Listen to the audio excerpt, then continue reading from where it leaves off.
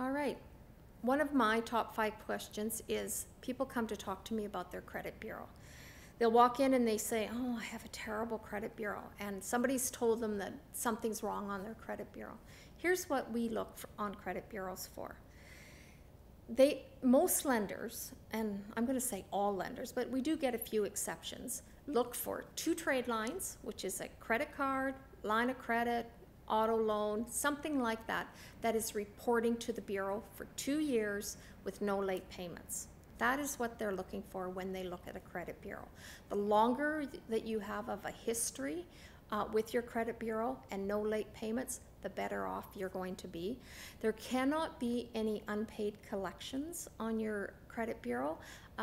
They always have to be cleared up before a lender will lend to you. Their thought process is why would I lend you money if you can't pay the debt that you've already asked for?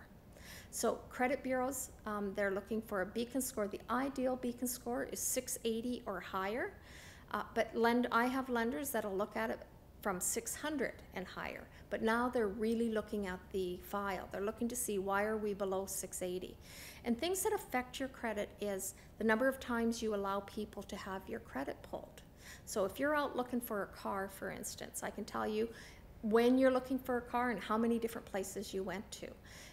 If you know that you've already been approved for one vehicle, don't let them pull your bureau again. Just tell them, I know I can get credit, kind of thing, until you find the very perfect car that you want to buy. So those are called inquiries. You want to keep your inquiries at a minimum. The other thing that affects it is if you've had late payments. Late payments stay on your bureau forever. But as time goes by, they affect it less and less. So if you had a late payment back in 2001, it's not affecting your credit bureau anymore. But they can still see it there. It doesn't leave your bureau. If you've had a late payment in 2017, now that's affecting your credit bureau. And the lender is going to scrutinize that, saying, oh, you've had a late payment. Does that mean you're going to be late on your mortgage? So late payments you do not want to have because they stay there forever. To get around late payments, do auto pay on your credit cards. Every bank will set up a minimum payment. They'll take it out of your account minimally. You never have to worry that you're going to miss a payment.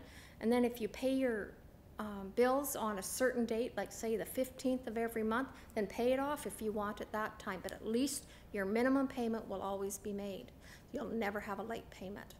And the other thing that affects your bureau is being over the limit and how close you are to the limit.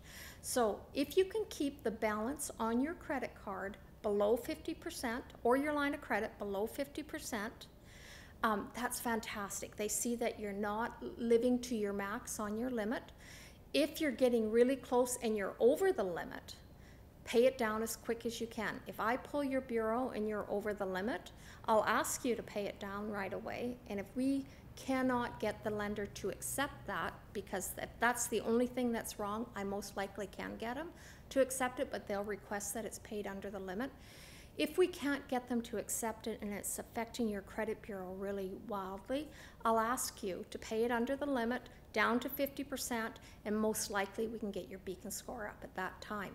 Once you do that, I would never know that you're over the limit. So I always say, if you need to do something wrong on your credit bureau, be over the limit, because once you pay it down and it reports again, I'll never know it, and neither will the lender.